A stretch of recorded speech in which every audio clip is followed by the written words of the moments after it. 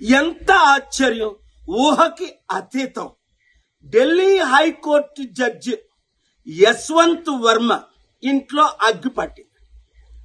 ఇలాగ అగ్గి అంటుకోబోయేసరికి అసలు వాళ్ళే అంటించారేమో 1000 కోట్ల కంటే ఎక్కువ క్యాష్ దొరికిందట.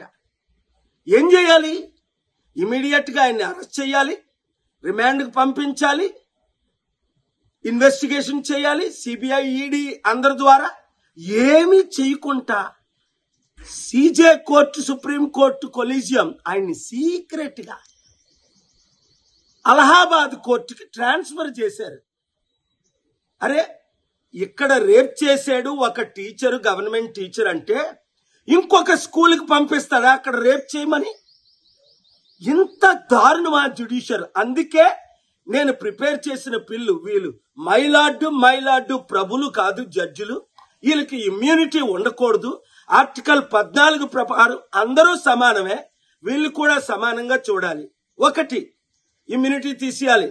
2, ఈ జడ్జిల మీద ఇమీడియట్ ఇన్వెస్టిగేషన్ చేయించాలి. 3, ఈయన్ని అరెస్ట్ చేసి ఇమీడియట్ గా రిమాండ్ కు పంపించాలి. 4, 72 గంటలు ఇది జరగకపోతే లా మినిస్టర్ రిజైన్ చేయాలి. 5, మీడియా ఆర్టికల్ 19 చిన్న చిన్న ఘోరాలు 15,000-20,000 లంచం తీసుకున్నోడు గురించి బ్రేకింగ్ న్యూస్లు పెడతారే. మరి 100,000 కోట్లు దొరికిన జడ్జిని ఇంకొక దగ్గర ట్రాన్స్ఫర్ చేస్తే ఆర్టికల్ 19 ప్రకారం ఫ్రీడమ్ ఆఫ్ ప్రెస్ లో మీరు బ్రేకింగ్ న్యూస్లు ఎందుకు పెట్టరు? ఎందుకు ఈ జడ్జిని వర్మానా, ఓహో వాడనా, వాళ్ళ తాలూకానా, పెద్ద హైకోర్టు జడ్జనా?